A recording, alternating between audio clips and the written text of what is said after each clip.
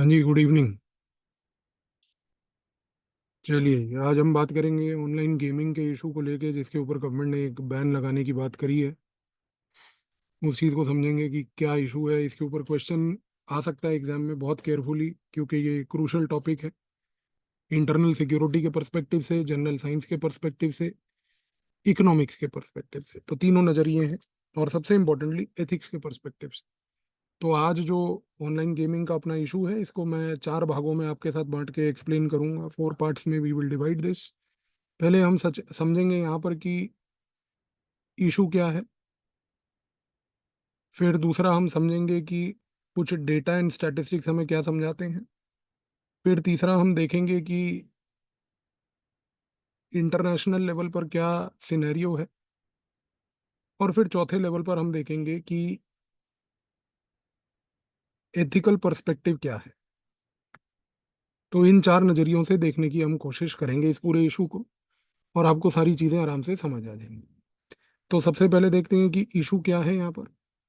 Issue ये है कि गवर्नमेंट ऑफ इंडिया ने ऑनलाइन गेमिंग जो है, इस ऑनलाइन गेमिंग को इंडिया में ऑपरेट करने की परमिशन दी। अभी जब से ये ऑपरेट कर रहा है, ये ऐप बेस्ड होता है। यानी कि इसमें अलग अलग प्रकार के ऐप्स होते हैं, और अलग अलग प्रकार के ऐप्स को आप डाउनलोड करके ऑनलाइन गेमिंग खेल सकते हैं। प्रॉब्लम क्या है कि गवर्नमेंट ऑफ इंडिया कह रही है कि अब ये ग्रेजुअली इंडिया के लिए एक नेशनल सिक्योरिटी इशू, और साथ में एक सोशल प्रॉब्लम बन रहा है। पार्लियामेंट में गवर्नमेंट की तरफ से ये एक्सप्लेनेशन दिया गया। और ये बहुत इंपॉर्टेंट है समझना कि दोनों पॉइंट्स बड़े सही हैं, और सही इसलिए हैं क्योंकि जिस नज़रिए से सरकार ने देखा है, वहां पर ये दोनों चीज़ें बड़ी क्लियरली विजिबल दिख रही हैं। कि एक तो नेशनल सिक्योरिटी का इशू है, और दूसरा ये कि ऑनलाइन गेमिंग एक सोशल प्रॉब्लम इंडिया में बनती जा रही है। अब ये कैसे है? आज अगर हम कुछ डेटा को एग्जामिन करें, तो आपके सामने चीज़ और बहुत क्लियर हो जाएगी। देखिए, ऑनलाइन गेमिंग सबसे पहले एक कॉन्टेक्स्ट बनाने के लिए हम ये कहेंगे कि जब से ये आई है, इसने देश में एक एडिक्शन पैदा कर दिया है। आज लोग जितने भी ऑनलाइन गेमिंग में इन्वॉल्व हैं, वो अनफॉर्चुनेटली इसको लेके अडिक्ट हो गए हैं। और ये एडिक्शन जो है, गवर्नमेंट एक्सप्लेन करती है कि एक सोशल प्रॉब्लम बन रही है। कैसे? Let's look at some data here. Karnataka के कॉन्टेक्स्ट में गवर्नमेंट ने बताया कि 2023 से लेकर 2025 तक ऑलमोस्ट 32 सुसाइड्स हुए हैं। और अगर आप ध्यान से ऑब्जर्व करें, तो ये जो 32 सुसाइड्स हैं, पहली बात तो ये प्रॉब्लमेटिक है। दूसरी चीज, गवर्नमेंट ने एक और पॉइंट बताया। गवर्नमेंट ने ये कहा कि आज इस एडिक्शन की वजह से कुछ नहीं तो अप्रोक्सीमेटली, एक रफ एस्टिमेट के तहत उन्होंने बोला कि नियरली 50,000 करोड़ रुपीस जो हैं, इन्वॉल्व हैं डेट प्रैक्टिसेस में। अब गवर्नमेंट की तरफ से कोई ये डेटा ऑफिशियली नहीं आया, पर गवर्नमेंट ने एक रफ एस्टिमेट बोलने की कोशिश करी कि अगर आप ध्यान से ऑब्जर्व करो, तो लगभग 50,000 करोड़ रुपया अप्रोक्सीमेटली इन्वॉल्व है इस प्रकार की बेटिंग में, ऑनलाइन गेमिंग में। और गवर्नमेंट ने कहा कि ये जो एडिक्शन है, जिसमें 50,000 करोड़ रुपया इन्वॉल्व है डेट प्रैक्टिसेस में, ये एक प्रकार की गैम्बलिंग है, सट्टा है। सारी समस्या इसलिए है। अब सवाल यहाँ पर ये उठता है कि गवर्नमेंट ने क्या अप्रोच अपनाई। गवर्नमेंट की अप्रोच ये कहती है कि भाई, ऑनलाइन गेमिंग को हम लोग करेंगे बैन। ठीक है। अब अगर गवर्नमेंट कहती है कि बैन करेंगे, तो ऑनलाइन गेमिंग की जो इंडस्ट्री है, उसने इसको अपोज किया। और उसने अपोज करते हुए भी कुछ बातें बोली। उसने कहा कि देखिए, सबसे पहले तो आप अगर बैन करेंगे, तो ये मत भूलिएगा पहली बात कि यहाँ पर 400 से अधिक कंपनियां इस प्रोसेस में इन्वॉल्व हैं, ये अफेक्ट होंगी। फिर ऑनलाइन गेमिंग की जो इंडस्ट्री है, उसने ये अपोज करते हुए बोला कि आज लगभग 2 लाख लोगों को जॉब्स ये इंडस्ट्री प्रोवाइड कर रही है, तो जॉब लॉस होगा।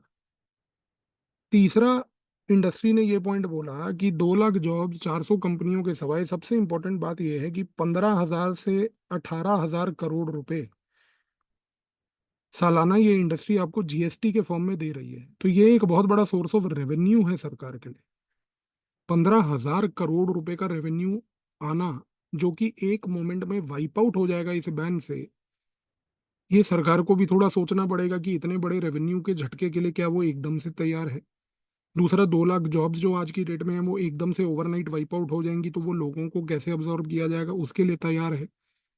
और तीसरा, कि जो 400 से अधिक कंपनियां इन्वॉल्व हैं उनका क्या होगा।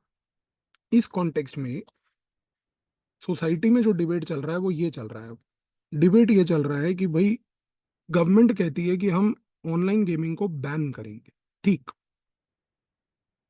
लेकिन लेट्स अंडरस्टैंड वन थिंग, कि ये गेमिंग पूरी हो कहाँ रही है। ये हो रही है पहली बात तो ऑनलाइन लेवल पर। अब यदि ये ऑनलाइन लेवल पर हो रही है तो एक चीज तो तय है, और वो चीज जो तय है वो ये है कि अगर आप इसको बैन करने की कोशिश करोगे, तो यहाँ पर तो यही बात हो गई कि आप इंटरनेट पे कुछ बैन कर रहे हो, और वो इंटरनेट पे बैन इफेक्टिव कभी भी नहीं होते। यानी कि अगर आप ऑनलाइन गेमिंग को बैन करोगे तो वो किसी दूसरे रूप में इंटरनेट पे रीसरफेस करेगी, इट विल रीसरफेस। दूसरी बात सबसे बड़ी, कि यदि आप ऑनलाइन गेमिंग को बैन करोगे और वो रीसरफेस करेगी, और क्योंकि वो बैंड होगा तो यहाँ पर यदि अगर पैसा इन्वॉल्व हुआ, तो ये मनी पहली बात तो ऑफशोर सेंटर्स में जाएगा। ऑफशोर सेंटर्स कौन से होते हैं? जो देश के बाहर होते हैं। अब यदि देश में अगर पैसे को इकट्ठा करना और पैसे को लेना यहाँ पर कानूनी जुर्म है, तो उसका यहाँ पर कॉन्सिक्वेंस क्या होगा? कॉन्सिक्वेंस ये होगा कि ये सारा पैसा जो है देश के बाहर ऑफशोर सेंटर्स में जाएगा। और अगर ये ऑफशोर सेंटर्स में जाएगा तो यहाँ पर प्रॉब्लम क्या है? प्रॉब्लम यहाँ पर ये है कि भाई, इस कॉन्टेक्स्ट में इस मनी को इन्फोर्समेंट लाना, इस पे कंट्रोल लाना, ये एक और प्रकार का चैलेंज हो जाएगा। तो यानी कि एक चीज तो तय होगी कि इन्फोर्समेंट कंट्रोल चैलेंज यहाँ पर एक और इमर्ज कर जाएगा। अब सबसे बड़ा सवाल उठता है कि यहाँ पर रिक्वायरमेंट क्या है।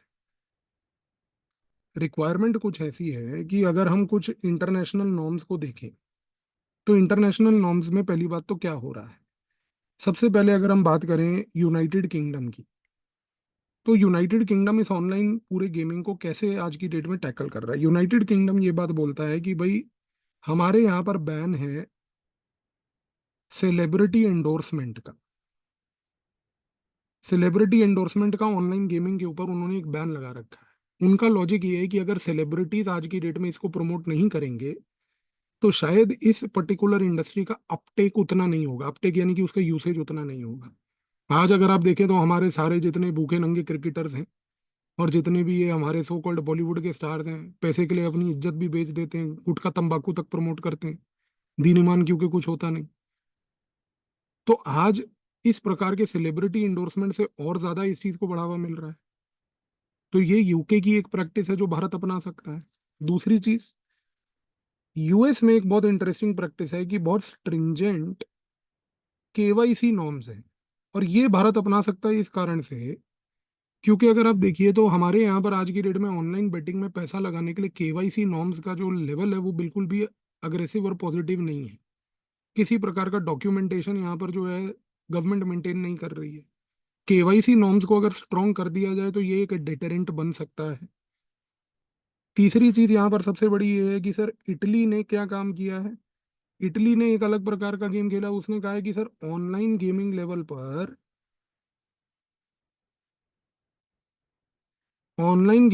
पर इटली ने बोला है कि हम एड्स प्रमोट नहीं होने देंगे। यानी कि कोई भी एडवर्टाइजमेंट कंपनी ऑनलाइन गेमिंग का प्रयोग नहीं कर सकती है अपने प्रोडक्ट को बेचने के लिए। यानी कि ऑनलाइन गेमिंग को एडवर्टाइजमेंट रेवेन्यू से डिप्राइव किया गया है। तो इस कॉन्टेक्स्ट में एक चीज तय है कि सर, वो इंडस्ट्री को फिर अफेक्ट करेगा। अब ये सारी रिक्वायरमेंट्स जो इंटरनेशनल लेवल पर हमने देखी, इनसे एक चीज तो तय हो जाती है सर। और वो तय ये हो जाती है कि अगर हम बात करें आज की डेट में इंडिया के लिए एक प्रोस्पेक्टिव अप्रोच की, तो वो प्रोस्पेक्टिव अप्रोच हमारे हिसाब से क्या होनी चाहिए, ब्रॉडली स्पीकिंग। तो सबसे पहला तो हमें ये चीज इंडोर्स करनी है, इंश्योर करनी है कि पहली बात तो सेलिब्रिटी इंडोर्समेंट रुके। दूसरा, हम भी ये कर सकते हैं इटली की तरह कि सर, एड रेवेन्यू को रोका जाए। तीसरा, अमेरिका के लर्निंग से हम केवाईसी को स्ट्रॉन्ग कर सकते हैं, जो आज की डेट में हमारे लिए बहुत ज्यादा दिक्कत नहीं है। चौथा, गवर्नमेंट आज की डेट में एल्गोरिदम को टैकल कर सकती है इस तरीके से कि एडिक्शन क्रिएशन ना हो, कि मैंडेटरी आधे घंटे 1 घंटे की लिमिट के ऊपर आप जो है एक दिन में खेल नहीं सकते। आपको पता है जैसे यूपीआई में लिमिट है कि दिन का आप प्रतिदिन 1 लाख रुपए का ट्रांजैक्शन यूपीआई से कर सकते हैं, और 24 घंटे के बाद ही वो राइस साइकिल जो है रीसेट होता है। तो वो एक एल्गोरिदमिक कंट्रोल है कि भाई अनलिमिटेड मनी जो है यूपीआई से फ्लो ना करे। छोटे ट्रांजैक्शंस के लिए यूपीआई बना तो छोटे ट्रांजैक्शन में ही रहे। तो ये चौथा काम इंडिया कर सकती है यहाँ पर सबसे इंपॉर्टेंटली आज की डेट में। पांचवी सबसे बड़ी चीज जो है इंडिया ये कर सकती है कि पूरे के पूरे डेटा को इन कंपनीज के लोकलाइज्ड लेवल पर ही रख सकती है, ताकि कल को अगर मान लीजिए कोई ऐसी सिचुएशन अराइज करती है कि ऑनलाइन गेमिंग एप्लीकेशंस में कोई नॉन स्टेट एक्टर का प्रयोग हो रहा है, या कोई नॉन स्टेट एक्टर उसमें पैसा लगा के देश में एडिक्शन प्रमोट कर रहा है, तो डेटा लोकलाइजेशन के कॉन्टेक्स्ट में कम से कम हम उस डेटा को एग्जामिन एनालाइज कर सकते हैं। तो डेटा लोकलाइजेशन को प्रमोट करना। तो ये 5 स्टेप्स इंडिया आज की डेट में प्रोस्पेक्टिव लेवल पर ले सकती है इंस्टेड ऑफ अ बैन।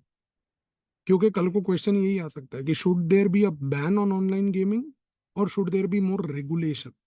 हम यहाँ पर एक रेगुलेटरी पर्सपेक्टिव के नजरिए से चर्चा कर रहे हैं। तो हम एक बैलेंस प्रिपेयर कर रहे हैं कि रेगुलेटरी पर्सपेक्टिव होना चाहिए, रेगुलेशन स्ट्रेंथन कीजिए। अब एथिकल थिंकर्स एंड इश्यूज क्या क्या इन्वॉल्व हैं यहाँ पर।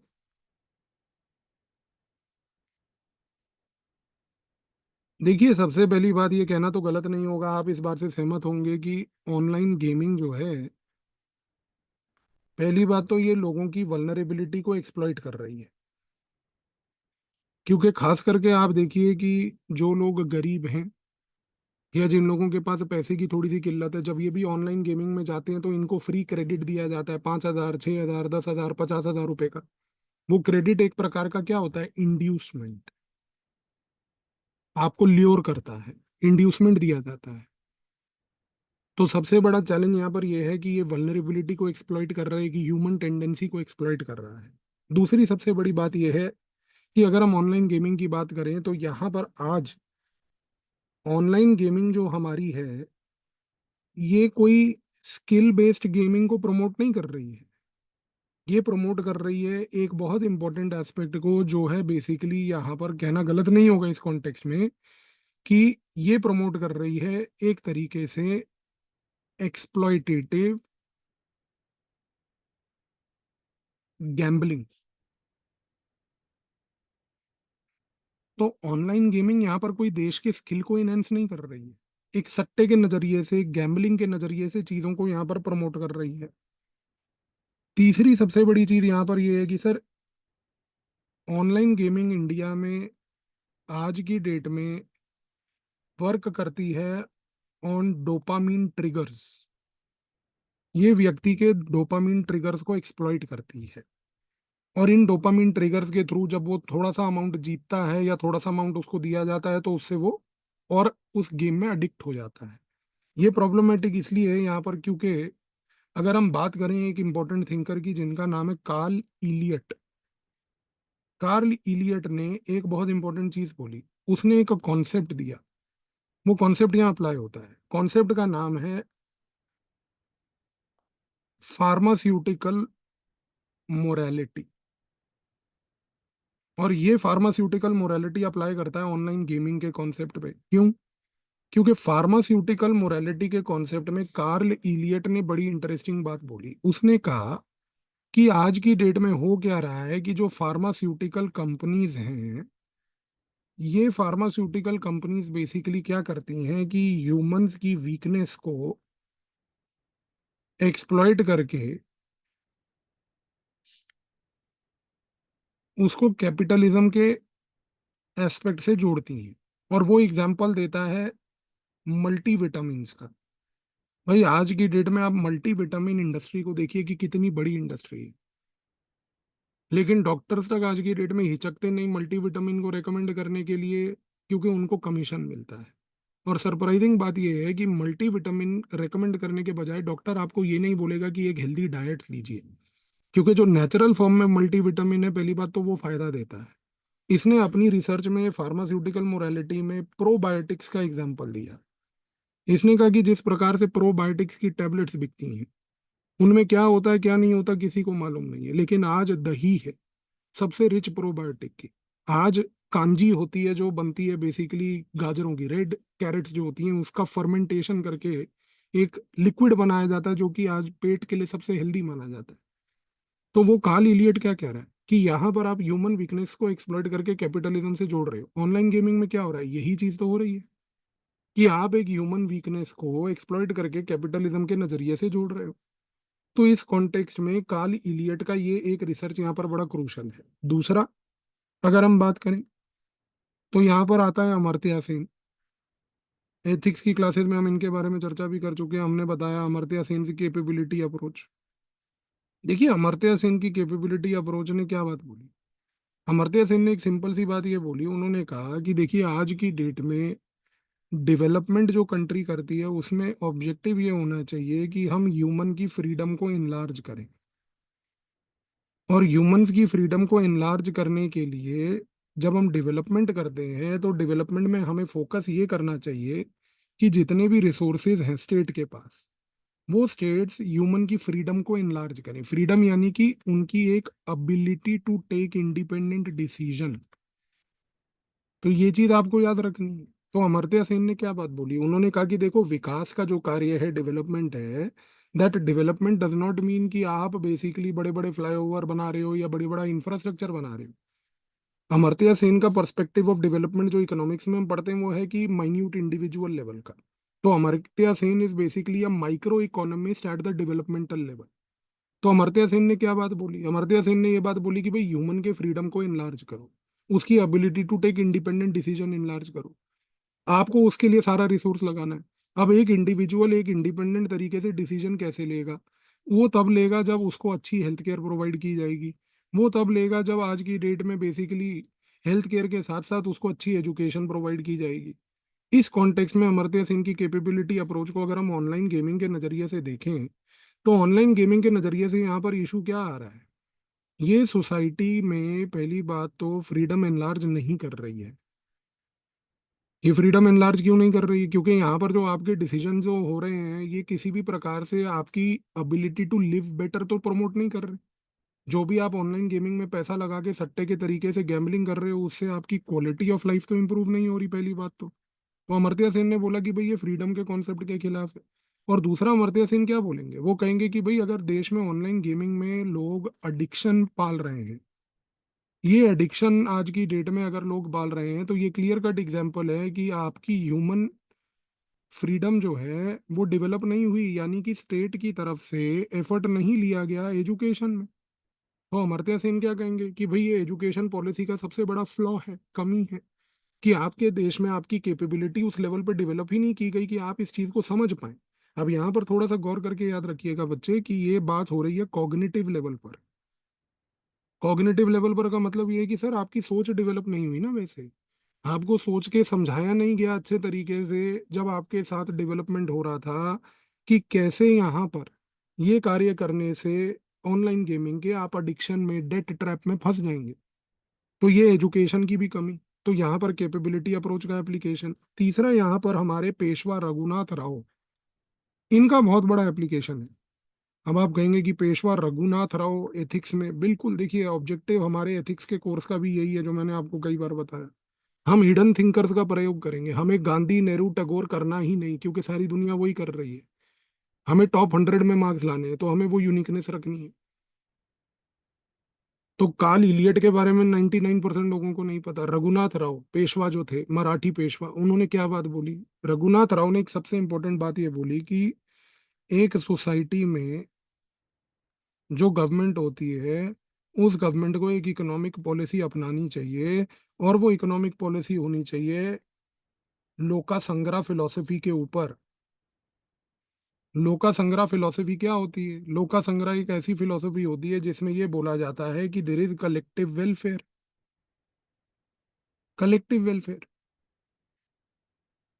और आज लोका संग्रह का ये जो स्पिरिट है, कलेक्टिव वेलफेयर का जो स्पिरिट है ये ऑनलाइन गेमिंग से डिफीट हो रहा है। ये ऑनलाइन गेमिंग से डिफीट क्यों हो रहा है? ये इसलिए डिफीट हो रहा है आज की डेट में, क्यों? क्योंकि अगर हम देखें तो यहाँ पर ये ऑनलाइन गेमिंग लोगों को डेट के अंदर पुश कर रही है। तो एक सोसाइटी में जितना डेट पुश होगा, एक सोसाइटी में जितने लोग डेट में फंसेंगे, तो कलेक्टिव वेलफेयर और लोक संग्रह तो कहीं पर भी नहीं मैनिफेस्ट हुआ।